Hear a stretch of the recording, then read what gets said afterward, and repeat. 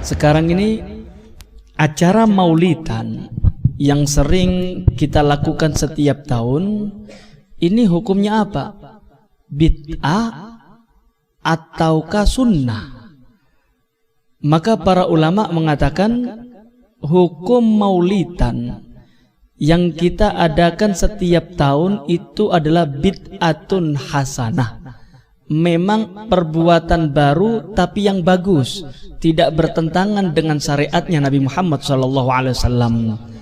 Di antara ulama yang mengatakan tersebut adalah Ibnu Taimiyah di dalam kitabnya Iqtida' Shiratal Mustaqim. Beliau mengatakan fata'dimul maulid wattikhaduhu musiman qad yaf'aluhu ba'dun nas wa yakunu lahu fihi ajrun 'azimun li husni qasdihi wa ta'dimihi li Rasulillah sallallahu alaihi wasallam. Mengagungkan kelahiran Nabi Muhammad sallallahu alaihi wasallam dan menjadikan hal tersebut sebagai rutinitas tahunan, maka orang yang berbuat seperti itu, kata beliau, akan bisa mendapatkan pahala yang sangat besar di sisi Allah Subhanahu wa taala. Apa penyebabnya? Li husni qasdihi. Karena tujuan mereka merayakan, mengagungkan kelahiran Nabi Muhammad itu tujuannya bagus.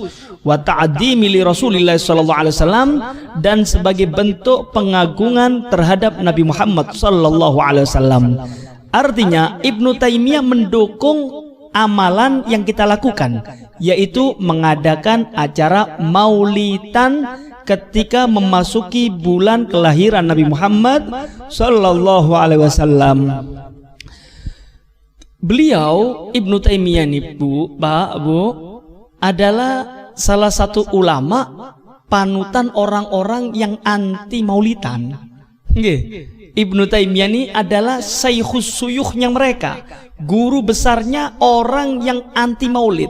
Cuma mereka tidak mau mengatakan ini adalah perkataannya Ibnu Taimiyah. Lek tidak sesuai selera, walaupun mereka adalah gurunya, dibuat, Pak. Lah sakarepe dhewe kan. Jadi akidah mereka ini saenake dhewe.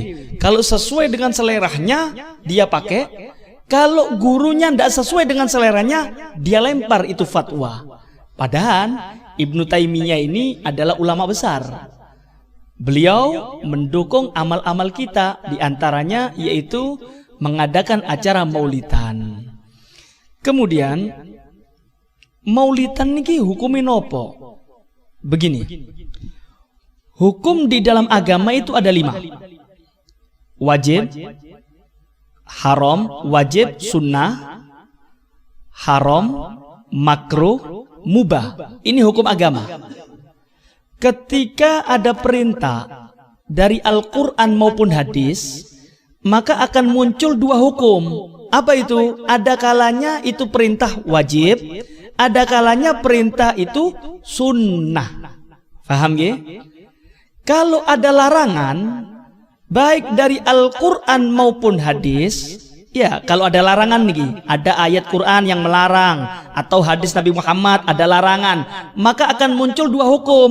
Ada kalanya larangan itu haram, ada kalanya larangan itu hukumnya makruh. Paham ya? Kalau tidak ada larangan dan tidak ada perintah daripada Al-Quran dan hadis, maka muncul satu hukum, nopo? Mubah. Nah, hukum mubah ini Pak, tergantung niatnya. Hukum mubah niki tergantung isi dari perbuatan. Contoh, olahraga, jogging. Iki apa hukum ini? Hukum olahraga, naik sepeda pancalan, apa hukum ini? Kalau Anda katakan wajib, mana dalilnya? Mana perintah dari Quran? Mana perintah dari hadis? Kalau tidak ada, jangan katakan wajib, jangan katakan sunnah. Nopo hukum sepeda pancalan? Haram. Loh, mana larangannya? Mana larangan Al-Qurannya? Mana larangan hadisnya? Kalau tidak ada larangan dan tidak ada perintah dari Al-Quran dan hadis, maka muncul satu hukum, nopo? Mubah. Jadi hukum sepeda pancalan, olahragaan itu hukumnya mubah. Tergantung bagaimana pelaksanaannya. kalau Anda sepeda pancalan, nggih, hukumnya mubah, tapi sepeda pancali nyolong haram. Hukum haram bukan karena sepeda pancalnya, tapi gara-gara jenengan sepeda pancalan gawe sepeda colongan. Paham nggih? Anda olahraga, jogging, hukumnya apa? Mubah. Loh, kalau hukumnya mubah, dilihat yo opo cara nih. Kalau Anda jogging pakai penutup aurat, nggih ndak sampai buka aurat, kemudian diniati saya olahraga niki bib, kepingin sehat walafiat, antuk ganjaran. Tapi Anda jogging campur lanang wedok, Anda jogging olahraga buka aurat, hukumnya olahraga seperti itu haram. Yang mengharamkan bukan karena olahraganya, tapi coronin jenengan olahraga itulah yang menyebabkan Anda mendapatkan hukum haram. Paham ya? Nah, sekarang kita praktekkan kepada acara maulidan. Nopo hukum maulidan? Merayakan kelahiran Nabi Muhammad, apa hukumnya? Kalau Anda mengatakan hukumnya wajib, maka mana dalilnya? Anda harus tanggung jawab. Mana perintah dari Al-Quran? Mana perintah dari hadis? Kalau tidak ada, jangan katakan wajib, jangan katakan sunnah. Anda bid'ah. Hukum merayakan maulidan nopo? Bid'ah, haram. Mana larangannya?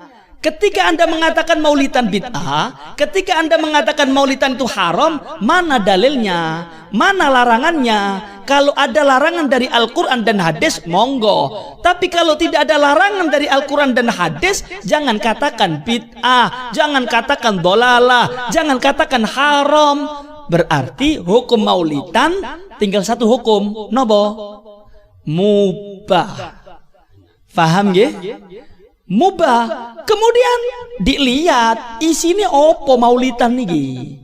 Isinya maulidan apa? Oh, ternyata ketika kita merayakan maulidan mocone sholawatan. Pertama buka ya Rabbi salli ala Muhammad, ya Rabbi salli alaihi wasallam, moco sholawat. Ada nggak dalil sholawatan? Ada. Innallaha wa malaikatahu yusalluna 'alan nabi ya ayyuhalladzina amanu sallu alaihi wasallimu taslima. Ini kan isi maulidan. Kemudian isi maulidan selanjutnya apa? Memuji Allah Ta'ala. Bismillahirrahmanirrahim. Alhamdulillahil qawi sultanu, al-wadihi burhanu, al-mabsuti fil wujudi karamuhu wa ihsanu. Ini kan pujian kepada Allah. Ada nggak dalilnya memuji kepada Allah? Ada. Anda buka Al-Quran surat pertama, Bismillahirrahmanirrahim. Terusannya apa? Alhamdulillahi rabbil alamin, ar-rahmanir-rahim, maliki yaumiddin. Ini kan pujian kepada Allah. Kemudian setelah sholawatan, setelah memuji kepada Allah, isi selanjutnya apa maulidan? Oh, ternyata menceritakan sejarah kelahiran Nabi Muhammad. Hukum menceritakan sejarah para nabi apa? Ada juga dalam Al-Quran. Di dalam Al-Quran banyak yang menceritakan tentang peristiwa kelahiran ataupun peristiwa-peristiwa tentang para nabinya Allah. Paham gak? Ini isi Al-Quran, isi daripada maulid. Kemudian setelah memuji Allah, bersolawat kepada Nabi Muhammad, menceritakan sejarah Nabi Muhammad, tidak ada satupun yang bertentangan dengan syariat. Gak? Kemudian apa? Ditutup dengan doa. Ternyata ada dalilnya. Ad-du'a mukhul ibadah, kata Nabi Muhammad. Doa itu adalah inti daripada ibadah. Artinya 4 kandungan yang kita baca di dalam acara maulid tidak ada satupun yang bertentangan dengan Al-Quran. Jadi hukum maulidan walaupun mubah, tapi dirangkai dengan sesuatu yang tidak bertentangan dengan syariat.